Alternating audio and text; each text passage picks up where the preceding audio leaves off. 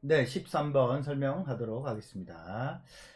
과학자들은 지금까지 관측되지 않은 자연현상을 관측하면 여러가지 법칙이나 관측 사례를 근거로 그 현상이 발생한 원인을 추론한다. 그래서 관측을 통해서 뭘 하는 거죠? 관측을 통해서 법칙이나 이런 것들을 만들어내죠. 그죠? 그래서 어떤 원인을 추론합니다. 그래서 이걸 지금 제시문에서는 뭐라고 설명해 놓았죠? 이러한 것을 가설출이라고 한다. 그래서 텍스트를 읽었을 때 이런 쭉 개념을 설명했잖아요. 그래서 가설출이라고 하는 것은 관측, 법칙, 사례를 통해서 뭘 하는 거? 내가 지금 찾은 현상의 그 원인을 가설적으로 추론하는 것.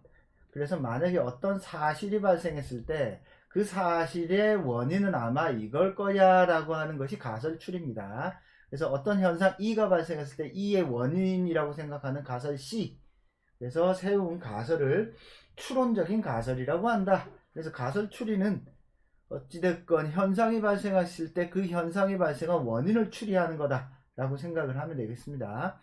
이게 가설 추리라는 말도 쓰지만 과학 철학에서는 이걸 가설 연역법이라고 하죠. 가설로부터 연역해서 자신의 가설을 입증해 나가는 과학적 탐구 방법 안에는 가설 추리가 이제 들어 있습니다. 이러한 가설 추리를 평가하고자 할 때는 설명하고자 하는 현상을 잘 설명할 수 있는 경쟁 가설은 없는지, 있다면 제시된 가설은 그 경쟁 가설을 합리적으로 압도할 수 있는지 역시 고려해야 한다. 자, 이렇게 외따옴표 이렇게 치어져 있잖아요. 이런 말들은 중요한 개념이에요. 여러분들이 논술 문제를 풀 때 가설 추리 이런 거 잘 안 들어봤잖아. 경쟁 가설 잘 안 들어봤잖아요.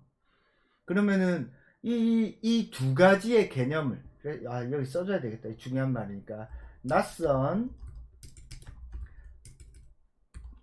낯선 개념이 서술될 때는 요약할 때도 그 개념을 정리하면서 요약하는 것이 필요하다.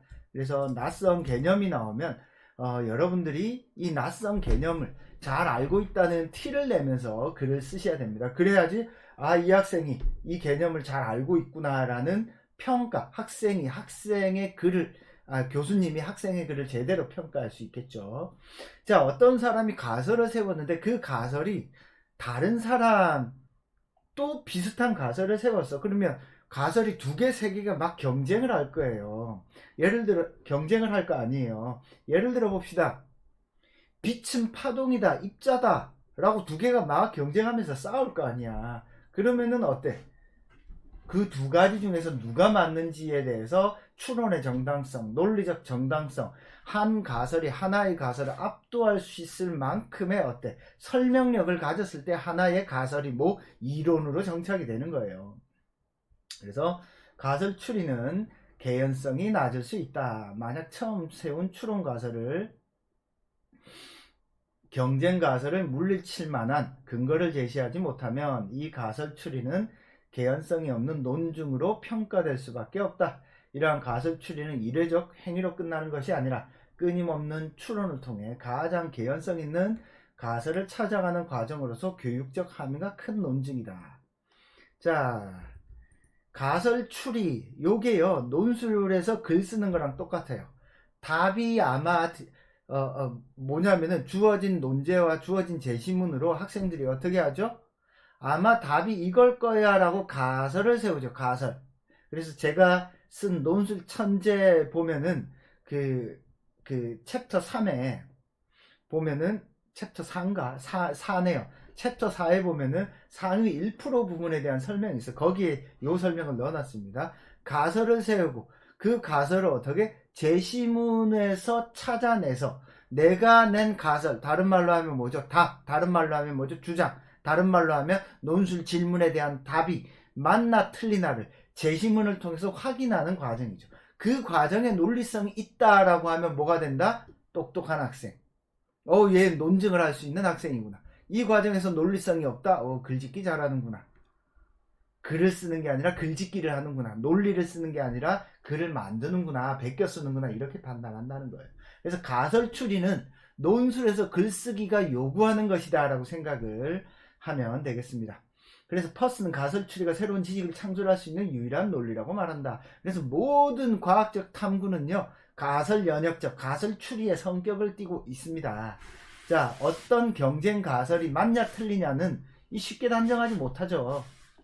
예를 들어 어떤 이론을 설명하는, 어떤 현상을 설명하는 두 가지 이론이 있다고 봐봐. 근데 두 이론이 다 설득력이 있어. 그럼 뭐가 맞다라고 설명을 할 거예요? 그래서 설명하기 어렵죠. 그래서 과학은 패러다임이 될 수밖에 없는 거야. 자, 그래서 이 글에서는 뭘 이야기하고 있어요? 이 글에서는 가설추리라고 하는 것은 현상을 통해서 원인을 추론하는 것을 말한다. 이를 통해서 우리는 새로운 지식을 만들어낼 수 있다. 그래서 이를 통해서 우리는 어떤 교육적 함의가 큰 논증을 연습할 수 있다, 훈련할 수 있다. 뭐 이런 맥락의 말을 여러분들이 정리를 하시면 되겠습니다.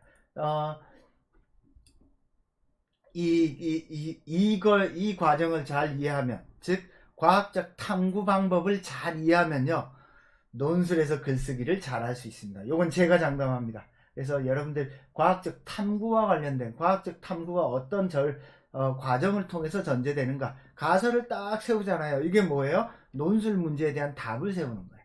무슨 말인지 알겠죠? 자, 이 제시문에 대한 설명은 여기서 마치도록 하겠습니다.